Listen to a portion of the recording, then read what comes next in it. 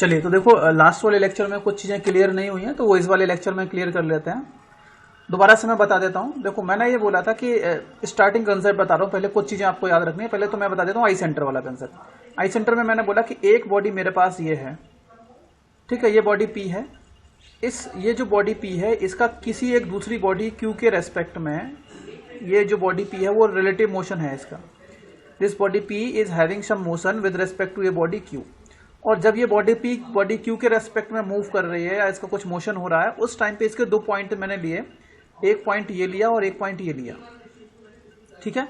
ये दोनों पॉइंट जो हैं, इन दोनों पॉइंट का जो वेलोसिटी वेक्टर था उस टाइम पर, ये मान लिया इसका वेलोसिटी वेक्टर लाइक दिस, ठीक है, और इसका जो वेलोसिटी वेक्टर था वो मान लिया कि ये है। ये एक पॉइंट मान लिया, ये बी मान लिया पॉइंट, और ये मैंने पॉइंट मान लिया ए। तो इसका वेलोसिटी वेक्टर वी ए इधर आ गया और इसका वेलोसिटी वेक्टर वी बी इधर आ गया, ठीक है। और मैंने बताया कि जब नॉन लीनियर मोशन होगा तो इसका जब ये एक पर्टिकुलर इंस्टेंट ऐसा होगा जिस इंस्टेंट पे ये वाली बॉडी किसी एक पर्टिकुलर पॉइंट के अबाउट टर्न कर रही होगी या मूव कर रही होगी, ठीक है। तो हमें ये आइडेंटिफाई करना है कि इस इंस्टेंट पर, इस क्षण पर ये जो बॉडी है आपकी बॉडी पी किस पॉइंट के अबाउट मूव कर रही है। तो इसके लिए क्या है, जो भी वेलोसिटी वेक्टर होगा उसके परपेंडिकुलर एक लाइन हमने ड्रॉ की लाइक दिस। इधर भी जा सकता है, इधर भी जा सकता है। और ये दूसरा पॉइंट है, इसका वेलोसिटी वेक्टर बस हमें पता है, तो इनकी डायरेक्शन पता है। ये इधर गया, परपेंडिकुलर लाइन इस तरीके से गई। ये जो पॉइंट हमें मिला है ये वो पॉइंट है जिस पॉइंट के अबाउट इस समय ये वाली बॉडी पी मूव कर रही है। उस पॉइंट को हमने बोला आई सेंटर। तो I centre is that centre, imaginary centre about which a body is suppose to rotate at a particular instant. इस इंस्टेंट पर आपकी जो बॉडी पी है इस बॉडी क्यू के अबाउट इस पॉइंट के रेस्पेक्ट में मूव कर रही है, इस पॉइंट के अबाउट मूव कर रही है, ठीक है, क्यू के रेस्पेक्ट में। समझ में आ गया? तो ये जो पॉइंट है आपका वो आई सेंटर हो गया। पहला पॉइंट तो ये समझ में आ गया आपको कि अगर बॉडी क्यू है तो इस इंस्टेंट पर आपकी बॉडी इस पॉइंट के अबाउट रोटेट कर रही है। दूसरा, ये जो आई सेंटर होगा वो टाइम टू टाइम चेंज होता रहेगा। इट डिपेंड्स अपॉन कि ये जो पॉइंट ए और बी किधर मूव कर रहे हैं, ठीक है। फाइनल इस टाइम पे हो सकता है बॉडी इस कंडीशन में है, कुछ समय बाद ये बॉडी जो है उसकी पोजीशन चेंज हो जाएगी, तो आपका आई सेंटर भी चेंज हो जाएगा। अब हमने ये मान लिया कि आपका जो बॉडी क्यू है और जो बॉडी पी है, ठीक है। आप क्या देख रहे हो, आप ये देख रहे हो कि ये जो बॉडी, ये जो आई पॉइंट है, ये आई पॉइंट से ये जो बॉडी पी है, इस बॉडी पे बहुत सारे पार्टिकल्स होंगे। मान लीजिए एक पार्टिकल यहाँ भी होगा, यहाँ भी होगा, यहाँ भी होगा, यहाँ भी होगा, बहुत सारे पार्टिकल्स हैं। और ऐसा भी होगा कि एक पार्टिकल आई पॉइंट पर भी होगा, ठीक है। एक पार्टिकल कहाँ होगा, एक पार्टिकल आपका आई पॉइंट पर भी होगा, एक पार्टिकल यहां पर भी है, एक पार्टिकल यहां पर भी है, ठीक है। तो ये डिफरेंट पार्टिकल्स इस पर्टिकुलर बॉडी पर होंगे।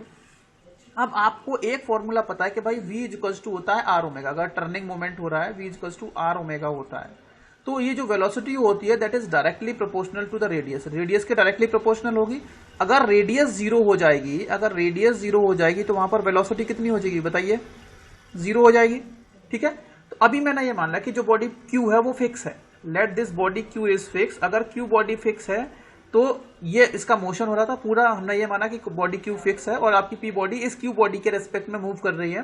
तो उस टाइम पे हमने वेलोसिटी वेक्टर इमेजिन किया कि ये वी ए हो गया, ये वी बी हो गया, कोई दो पॉइंट लेकर के, और हमने ये फाइंड आउट किया कि इस पर्टिकुलर इंस्टेंट पे आपकी जो बॉडी पी है वो आई पॉइंट के अबाउट टर्न कर रही है, रोटेट कर रही है। तो अब कुछ पॉइंट, ये जो पॉइंट बॉडी जो मैं मान रहा हूँ बॉडी बी है, बॉडी ए है, ये इसके वाले पॉइंट्स भी होंगे, यहाँ भी पॉइंट होगा, यहाँ भी पॉइंट होगा। तो इन पॉइंट्स के जो भी वेलोसिटी होगी वो इधर होगी, इधर होगी, इधर होगी, इधर होगी, क्योंकि ये पूरी बॉडी अब किसी एक एंगुलर वेलोसिटी से टर्न करेगी।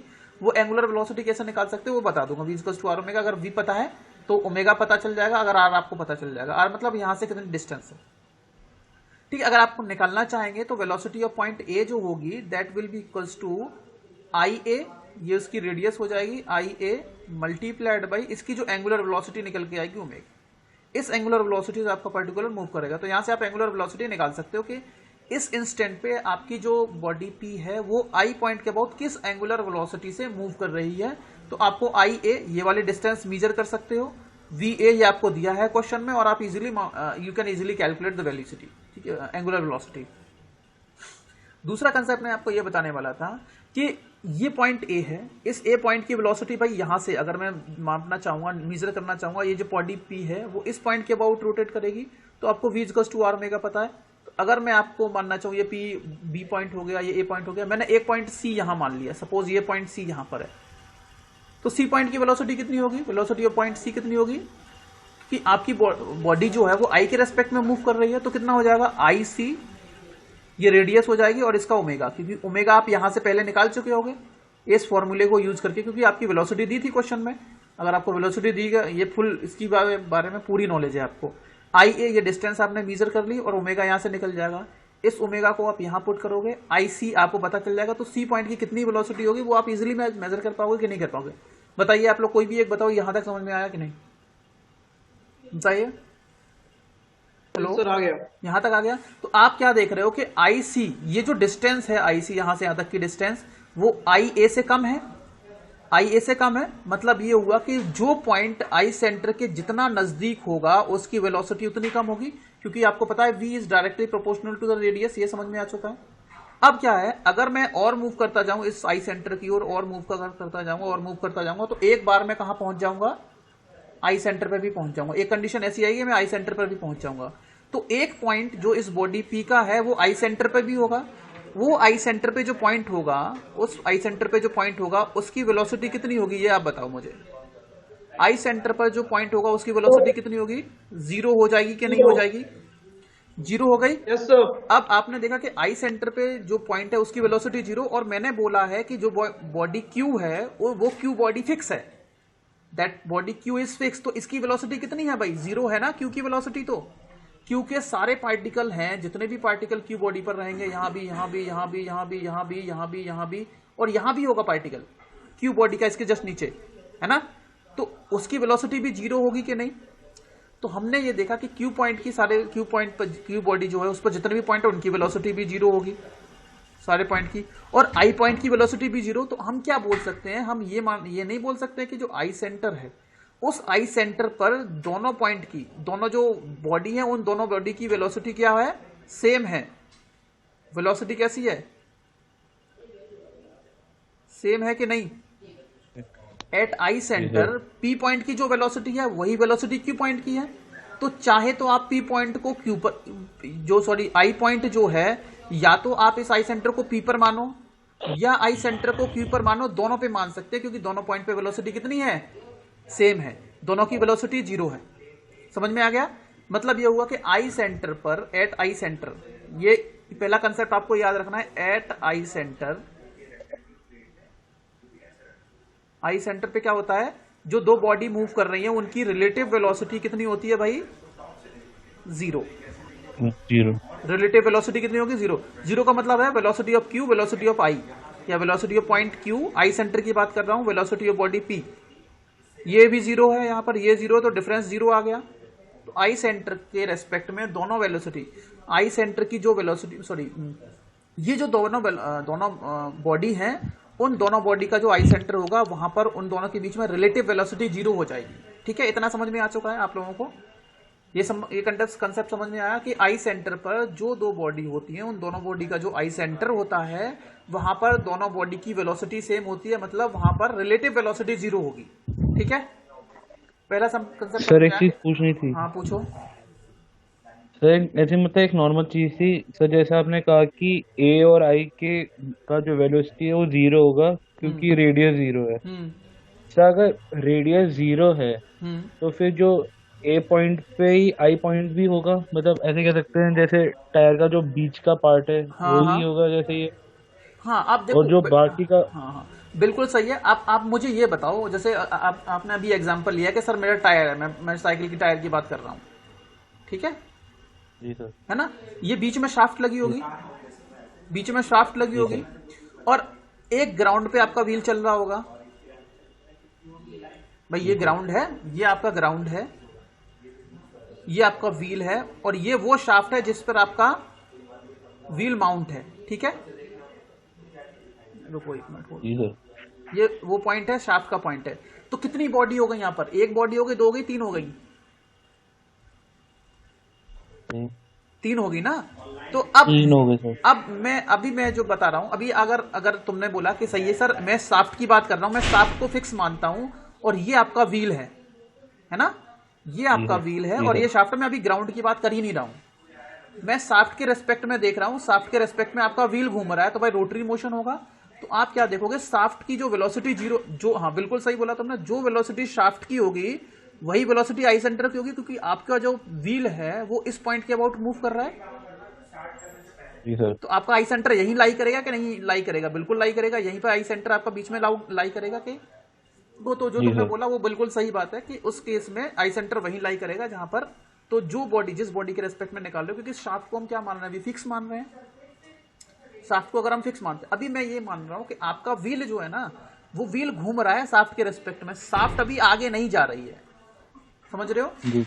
मतलब ये है कि आपने अपने व्हील को उठा लिया है, आपने पहिया घुमा दिया साइकिल का, वो फ्री व्हील घूम रहा है, शाफ्ट आपकी रुकी है, आपका व्हीकल आगे नहीं बढ़ रहा है, ये समझ लो, न्यूट्रल में है, समझ में आ गया, न्यूट्रली मूव कर रहे हो। तो आप देखोगे कि जो वेलोसिटी, क्योंकि इस टाइम पे सारे पार्टिकल जो है वो इस पॉइंट के अबाउट मूव कर रहे हैं कि नहीं कर रहे होंगे पार्टिकल सारे।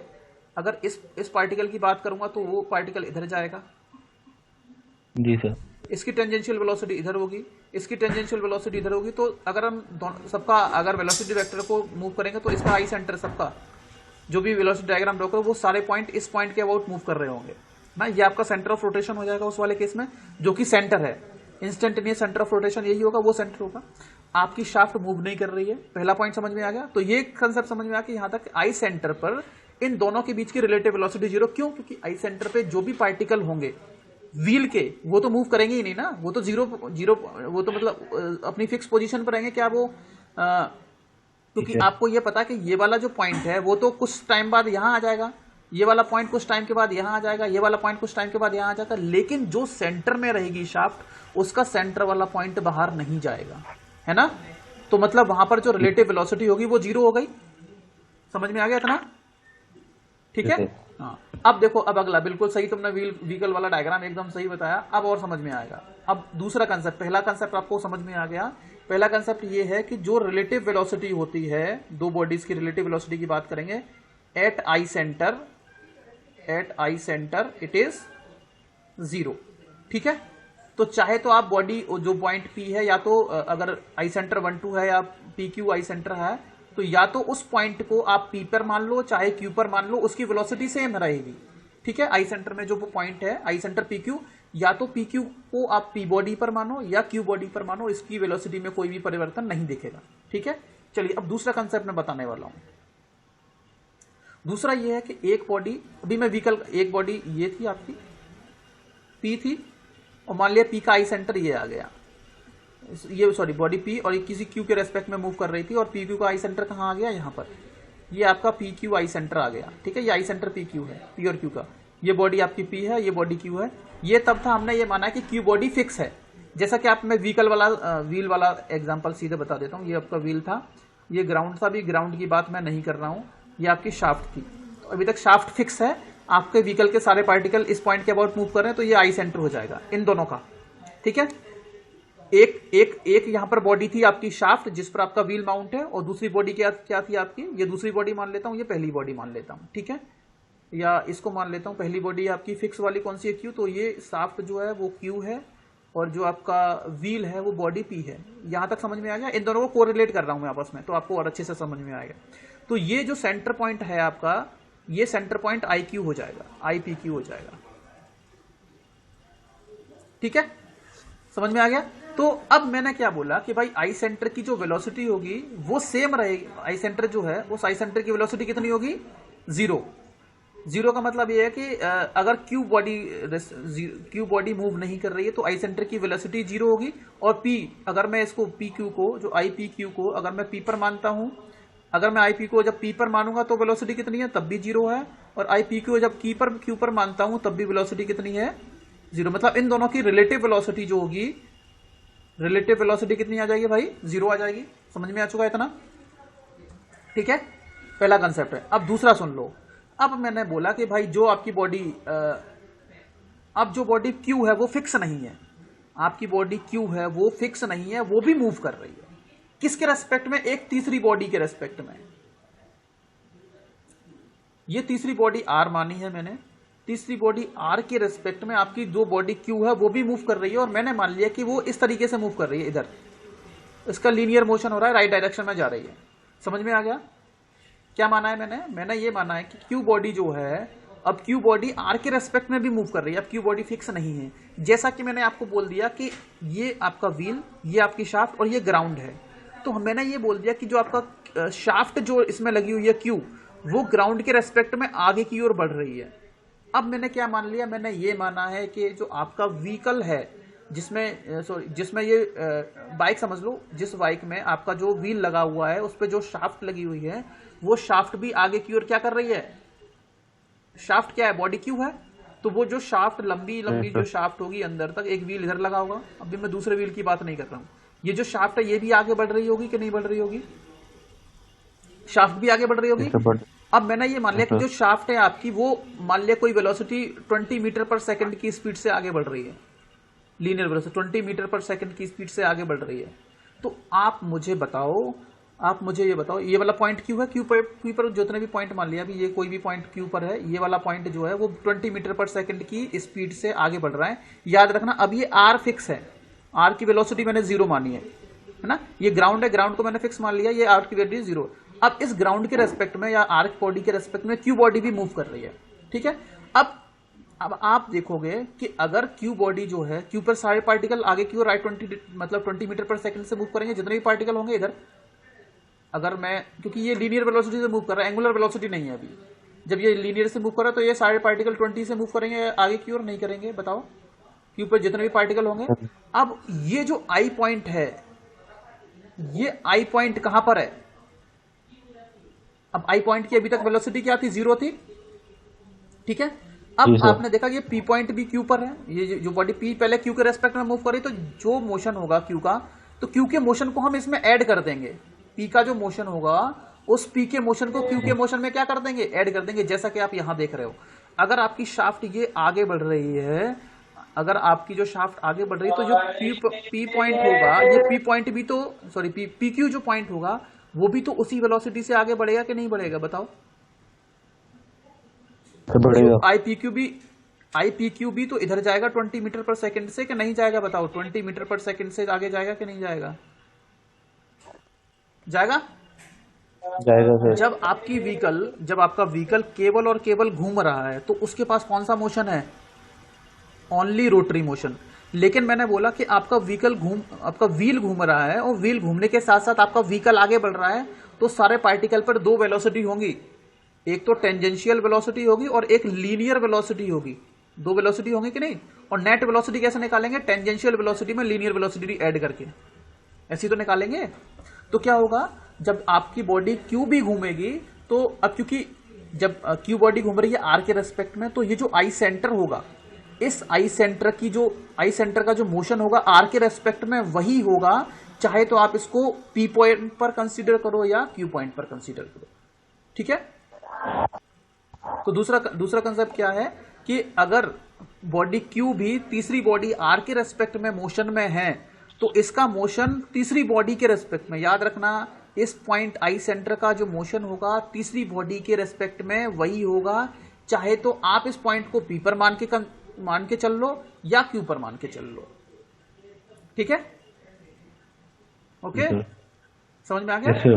तो ये है, तो लेकिन याद रखना रिलेटिव वेलोसिटी कितनी होगी आई सेंटर पर?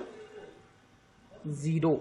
अगर ये आई पी क्यू जो है, पी और क्यू का आई सेंटर है, और जब ये आई सेंटर आर के रेस्पेक्ट में मूव कर रहा है, तो क्यू के सारे पार्टिकल मूव कर रहे होंगे आगे की ओर, और ये जो पॉइंट मैंने माना पी क्यू, ये पॉइंट पी क्यू पी पर भी मानेंगे और क्यू पर भी मानेंगे, तो ये तो आगे की ओर जा रहा ना, ये भी तो आगे की ओर 20 मीटर पर सेकंड की स्पीड से जाएगा, 20 मीटर की स्पीड से जाएगा। तो आई सेंटर की वेलोसिटी कितनी हो जाएगी? आई सेंटर की वेलोसिटी जो पी क्यू पॉइंट है, इसकी वेलोसिटी भी 20 मीटर पर सेकंड हो जाएगी। और जब आप या तो आप इसको पी पर मान लो चाहे क्यू पर मान लो, तो दोनों की रिलेटिव वेलोसिटी कितनी हो जाएगी? 0। रिलेटिव वेलोसिटी कितनी हो जाएगी? 0। तो ये दूसरा कंसेप्ट है। अगर पी बॉडी क्यू के रेस्पेक्ट में मूव कर रही है और क्यू भी तीसरी बॉडी के रेस्पेक्ट में अगर मूव कर रही है, तो जो इनका पहली वाली बॉडी का जो आई सेंटर होगा, ठीक है, उसका मोशन तीसरी वाली बॉडी के रेस्पेक्ट में भी सेम रहेगा, चेंज नहीं होगा। सेम रहने का मतलब है अगर क्यू सेम का जो मैं बता रहा हूं ना सेम, वो किस पर डिपेंड करेगा, क्यू के मोशन पे डिपेंड करेगा। अगर पहले जो क्यू बॉडी थी उसके वेलोसिटी के सारे पॉइंट जीरो थे आई सेंटर पर, आई सेंटर की बात करूंगा, अगर इसकी वेलोसिटी जीरो थी, ठीक है, पहले इनिशियली, और बाद में अगर आई सेंटर पे जो क्यू पॉइंट माना है उसकी वेलोसिटी 20 हो गई, तो आई सेंटर की जो वेलोसिटी बाद में भी 20 ही हो जाएगी। ठीक है, तो ये कंसेप्ट मैंने यहां बता दिया, सेम कंसेप्ट यहां पर है, तो ये याद रखना है। दूसरा कंसेप्ट क्या है कि अगर जो आई सेंटर होगा उस आई सेंटर का जो मोशन होगा वो सेम रहेगा अगर दूसरी वाली बॉडी तीसरी वाली बॉडी के रेस्पेक्ट में मूव करना स्टार्ट कर दे। ठीक है, लेकिन याद रखना रिलेटिव वेलोसिटी जीरो होगी। रिलेटिव वेलोसिटी कितनी होगी, जीरो। तो चाहे तो आप पॉइंट पी जो आई सेंटर है, या तो आप आई सेंटर को पी पर कंसीडर करो, चाहे आप क्यू पर कंसीडर करो, दोनों का मोशन सेम रहेगा। इस आई सेंटर का जो मोशन होगा वो चेंज नहीं होगा, बस इतना याद रखना। ठीक है, समझ में आ गया? Yes sir. क्या समझ में आया सर कि मोशन चेंज नहीं होगा? हाँ, मोशन का चेंज नहीं होगा आई किसी सेंटर तीसरी बॉडी के रेस्पेक्ट में। पहले ये दोनों बॉडी थी, इन दोनों बॉडी का आई सेंटर पी क्यू था, हमने देखा कि पी क्यू पर, याद रखना, पी क्यू पर जो होगा वो दोनों का मोशन रिलेटिव वेलोसिटी जीरो होगी। पी क्यू पर दोनों बॉडी की रिलेटिव वेलोसिटी जीरो होगी। तो आप इस पॉइंट को पी क्यू को या तो आप पी पर मान लो या क्यू पर मान लो, दोनों के रेस्पेक्ट में अगर मानोगे पी क्यू पर, या तो पी पर मानो या क्यू पर मानो, वो आई क्यू को, दोनों के रेस्पेक्ट में इसका मोशन में कोई भी चेंज नहीं होगा। ठीक है, तो इसमें आपने देखा, अगर आपने ये जो पी क्यू है, इधर व्यूल वाले में देखो, पी क्यू अगर आपकी बॉडी क्यू 20 मीटर पर सेकंड से आगे जा रही है, तो जो आई सेंटर होगा वो भी 20 मीटर पर सेकंड से आगे जाएगा। और अगर हम केवल व्हील को देखेंगे ना बेटा, केवल व्हील को साफ्ट भूल जाओ, तो आपका ये जो सेंटर था ना, ये सेंटर भी आगे की ओर तो जाएगा ना, 20 मीटर पर सेकंड से आगे की ओर जाएगा ही जाएगा। तो जब आप आई सेंटर को यहां पर कंसीडर करोगे वो भी आगे जाएगा। और अगर क्यू जो कि आपकी शाफ्ट है ये भी 20 मीटर पर सेकंड से आगे की ओर जा रही है, लेकिन इनके बीच में रिलेटिव वेलोसिटी जो होगी वो जीरो हो जाएगी। तो अगर तीसरी बॉडी जो कि हमारी ग्राउंड है यहां पर, उसके रेस्पेक्ट में इनका मोशन चेंज नहीं होगा, चाहे तो आप पी पर मान लो उसको या क्यू पर मान लो। ठीक है, चलिए यहां तक समझ में आ गया 55। अब जो मैं आपको बताने वाला था कैनेडीज थ्योरम। ठीक है, कैनेडी थ्योरम बताने वाला था आप लोगों को। अब आप कैनेडी थ्योरम देखिए, कैनेडी थ्योरम में क्या बोला था मैंने, उसका प्रूफ देख लेना, उसका स्टेटमेंट मैंने बता दिया। कैनेडीज थ्योरम,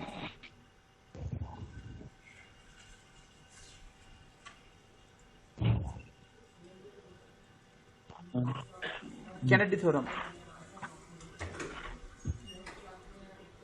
बहुत इंपॉर्टेंट है इसकी प्रॉब्लम के लिए। कैनेडी थ्योरम में क्या था, मैंने क्या माना, पहले मैंने एक बॉडी पी मान ली थी, ये बॉडी पी है,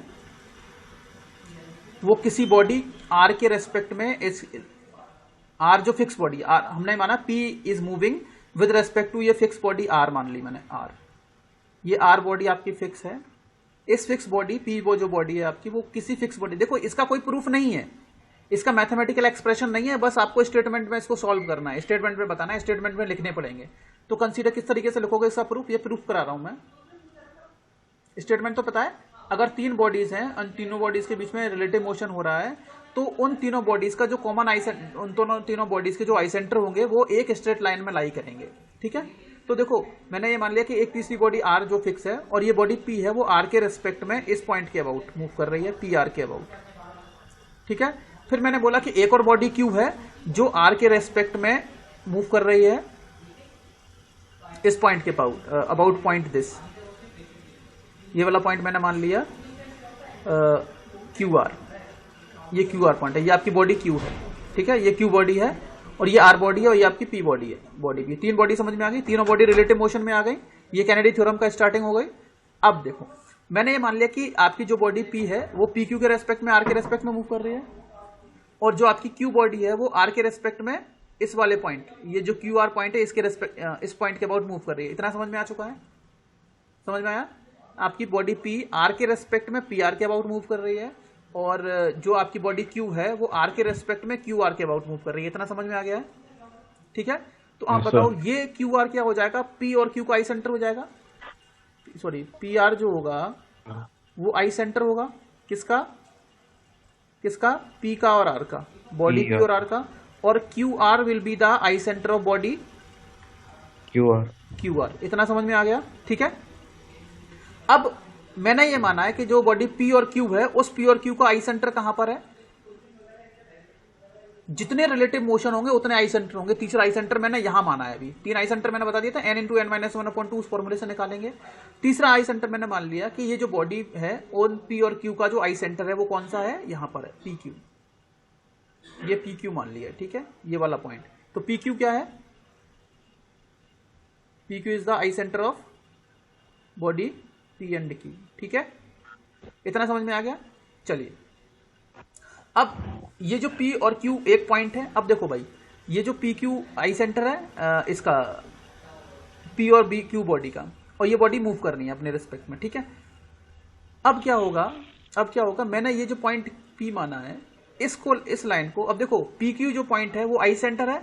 अब इस आई सेंटर को या तो मैं P पर मान लू या पर Q पर मान लू, इसका मोशन चेंज नहीं होगा। अभी एक थ्योरम बताई थी मैंने सेकंड वाली, या तो आप P को देखो, ये तीसरी बॉडी के रेस्पेक्ट में जो आई सेंटर होगा पहली वाली दोनों बॉडी का, उनका मोशन सेम रहेगा। ये मैंने स्टेटमेंट अभी बोला है कि नहीं? एक थ्योरम बताई थी ना कि तीसरी बॉडी के रेस्पेक्ट में अगर पहली वाली दोनों बॉडी का आई सेंटर की बात करूंगा, तो पहली वाली दो बॉडीज जो है पी क्यू, इनका जो आई सेंटर होगा इसका मोशन वही रहेगा तीसरी वाली बॉडी के रेस्पेक्ट में, ये सेम रहेगा, ये चेंज नहीं होगा, ठीक है। क्योंकि अगर मैं बात करूंगा ये क्यू बी बॉडी तीसरी के रेस्पेक्ट में मूव कर रही है, तो मैंने क्या माना है, इस कॉमन आई सेंटर का जो मोशन होगा तीसरी वाली बॉडी के रेस्पेक्ट में चेंज नहीं होगा। होगा या नहीं? हाँ जी, नहीं होगा। चाहे तो आप इसको पी पर मान लो या क्यू पर मानो, इतना मैंने बोला था। पी क्यू जो आई सेंटर है उसको या तो आप पी पर मानो या क्यू पर मानो, इसके मोशन में कोई भी परिवर्तन नहीं आएगा। अब देख लेते हैं। अब मैंने पहले ये माना है कि जो पी क्यू आई सेंटर है वो किस बॉडी पर है? पी पर। जो स्टेटमेंट में बोल रहा हूं वो लिखना है आपको। एज्यूमिंग ये लिखना है, assuming that I centre P Q lies at body Q, body P body पर लाई कर रहा है, ठीक है। तो ये पॉइंट क्या होगा? अब देखो पी पॉइंट की वेलोसिटी कहां होगी, ये पी क्यू की वेलोसिटी, जब मैं ये मान रहा हूं कि ये जो पी क्यू पॉइंट है वो पी बॉडी पर है, तो इसकी वेलोसिटी कहां होगी? क्या बोलते हैं, इसकी लाइन को, इन दोनों लाइन को ज्वाइन कर देंगे, है ना। तो इसकी वेलोसिटी या तो इधर जाएगी 90 डिग्री पर या इधर जाएगी, है ना। सपोज मैंने ये मान लिया ये एंटी क्लॉकवाइज मूव कर रहा है और ये क्लॉकवाइज मूव कर रहा है, सपोज, ठीक है भाई। ये एंटी क्लॉकवाइज मूव कर रहा है और ये क्लॉकवाइज मूव कर रहा है, तो ये इसका वेलोसिटी वेक्टर यहां जाएगा। बताओ जाएगा कि नहीं जाएगा? पी पॉइंट, तो ये वेलोसिटी ऑफ पॉइंट पी हो जाएगी, वेलोसिटी ऑफ पॉइंट पी ना। ये पी क्यू आई सेंटर माना है, और ये पी क्यू में मतलब जब मैं पी पर मान रहा हूं, इस आई सेंटर को जब मैं पी पर मान रहा हूं तो इसका वेलोसिटी इधर जाएगी। अब दूसरे वाले केस में, in the second case, in second case assuming that this pq is on common eye center pq is on body q, is on the body q। तो जब ये q पर रहेगा तो क्या होगा, इन दोनों को ज्वाइन कर देंगे, इन दोनों को ज्वाइन किया, और ज्वाइन करने के बाद अगर ये क्लॉकवाइज घूम रही है तो इनका वेलोसिटी, इसका वेलोसिटी वेक्टर कहां जाएगा? नीचे, इधर। क्लॉकवाइज घूम रहा है ना बेटा, तो इसका वेलोसिटी वेक्टर इधर जाएगा, तो ये वेलोसिटी क्यू हो जाएगी, है ना। ये आई सेंटर की बात करूं, पहले जब मैंने आई सेंटर को पी पर माना तो ये इसकी वेलोसिटी इधर जा रही थी, और जब मैंने आई सेंटर को क्यू पर माना तो वेलोसिटी वेक्टर इधर गया। लेकिन मैंने आपसे बोला था कि भाई तीसरी बॉडी के रेस्पेक्ट में जो आई सेंटर का मोशन होगा वो चेंज, पी क्यू का जो मोशन होगा वो चेंज नहीं होगा, मोशन चेंज नहीं होगा। मतलब एक समय पर, at an instant a point can not move in the two direction. क्या समझ में आया कि एक इंस्टेंट पर जो पॉइंट होगा वो एक समय पर दो डायरेक्शन में मूव नहीं कर सकता। इसका मतलब ये वाला जो पॉइंट होगा पी क्यू, वो पॉइंट यहां नहीं होगा, ठीक है। समझ में आ गया? कहां नहीं होगा? यहां नहीं होगा। तो आपने एक यहां तक तो आप लिख दोगे कि assuming that there are three bodies P Q and R having relative motion between among them, ठीक है, where R body is fix. And फिर आप अगले पॉइंट में लिखोगे let P Q R is the point about which the body P is rotating with the body R, ठीक है। Body P is rotating with the body R about point P R. फिर लिखोगे आप अगले point में the body Q is moving about body R about with respect to body r about point qr, ठीक है. So pr will be the eye center of body p and this, and qr will be the eye center of body q and r, ठीक है. इतना लिख दोगे. फिर क्या करोगे आप, assuming let pq is the eye center of body p and q. अब उसके बाद आप लिखोगे एक theorem, as the motion of the body p and q, the eye center p and q will not change whether this point is considered on body p or body q. इतना लिख दोगे. फिर आप लिखोगे अगले स्टेटमेंट में, assuming that pq जो आई centre pq lies at body p, then its velocity will be along this direction. ये लिख दोगे, perpendicular we will be when its velocity vector will be this if we are connecting pr with pq. ये हो जाएगा. इसके बाद फिर आप लिखोगे assuming that point q is on the point pq is on the body q, तो इसका वेलोसिटी वेक्टर इधर जाएगा. फिर अगले स्टेटमेंट में आप लिखोगे, अगले पॉइंट में लिखोगे, since this point pq can not move in two direction at a single time, एक सिंगल टाइम पे दो डायरेक्शन में मूव नहीं कर सकता, which is not possible, hence the I centre pq will not lie at this location. आपका जो pq आई centre है वो इस लोकेशन पर लाई नहीं करेगा, ठीक है. चलिए अब क्या करेंगे, अब मैं एज्यूम कर रहा हूं, अब मैंने अगली लोकेशन एज्यूम कर ली. ये एज्यूम की कि आपका जो आई सेंटर है, मैं इसको ऐसे ही जोड़ रहा हूं, ठीक है, इस लाइन से ऐसे ही जोड़ रहा हूं समझाने के लिए. सर हाँ हाँ सर, अगर जैसे ये एंटी क्लॉकवाइज डायरेक्शन में दोनों मूव करे तो उसकी वजह से वो मूव नहीं कर सकते एट द सेम टाइम. नहीं, अगर ये एंटी क्लॉकवाइज मूव करेगा तो वेलोसिटी वेक्टर नीचे आ जाएगा. अगर मान लिया कि ये क्लॉकवाइज मूव कर रहा है इधर और ये भी क्लॉकवाइज मूव कर रहा है, तो उस वाले केस में ये वीपी नीचे आ जाएगा. वीपी नीचे आ जाएगा ना उस वाले केस में, इस वाले केस में वीपी नीचे आ जाएगा. फिर भी दो डायरेक्शन में मूव कर रहा है तो वो पॉसिबल ही नहीं है ना. कहीं भी ले लो इसको, एंटी क्लॉकवाइज ले लो, तब भी वो एक डायरेक्शन में मूव करेगा नहीं, दो डायरेक्शन में मूव करेगा, ठीक है. अब सेकंड केस में क्या है, now assuming that your I centre lie at point.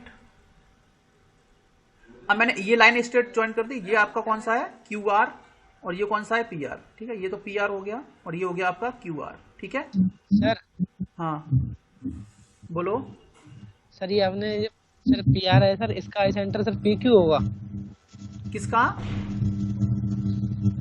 P are? नहीं, पी आर बेटा बॉडी पी और क्यू का आई सेंटर है, और क्यू आर बॉडी क्यू और आर का आई सेंटर है.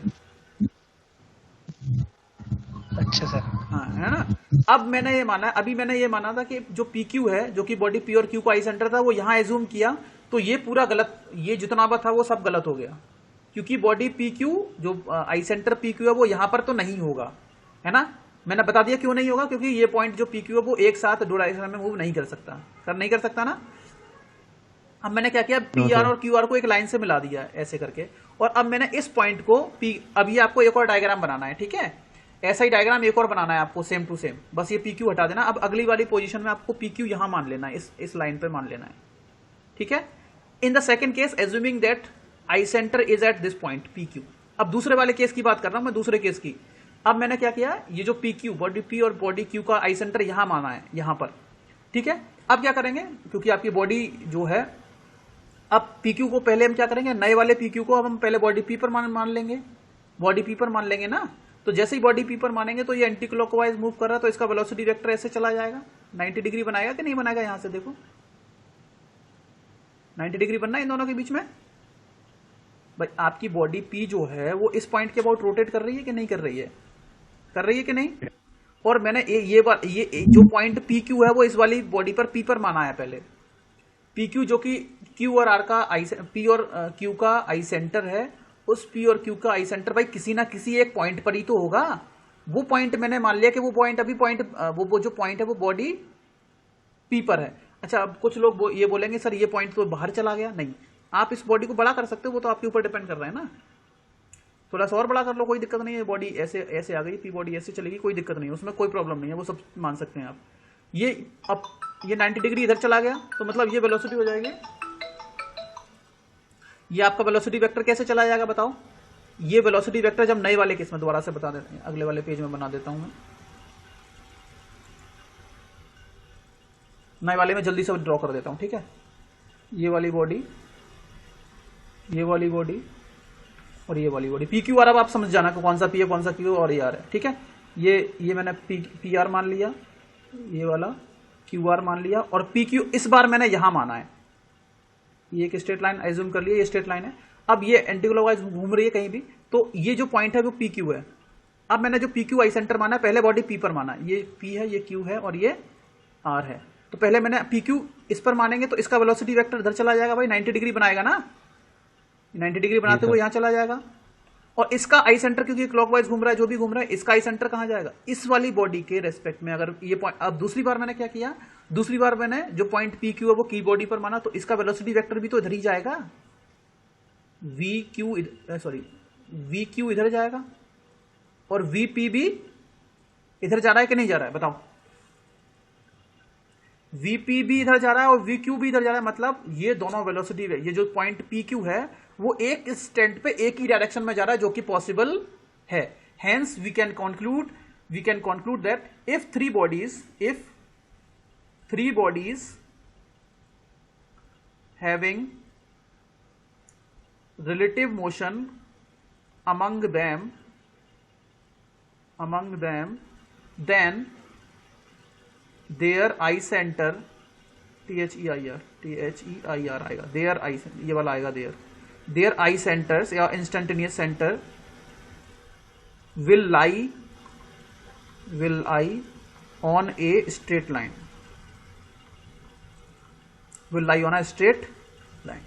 ठीक है। ये स्टेटमेंट आपको लिख देना है और इसका प्रूफ मैंने अभी बता दिया है। समझ में आ गया? Yes sir. ठीक है, किसी को कोई डाउट यहां तक? नहीं, चलिए ठीक है। तो ये वाली क्लास हम यहीं फिनिश कर देते हैं। हालांकि मैं सोच रहा हूँ एक क्लास और ले लूँ इसकी, क्योंकि थोड़ा सा मुझे ये खत्म करना है आई सेंटर आज। तो आप देख लो, डिसाइड कर लो कितने बजे से लेनी है।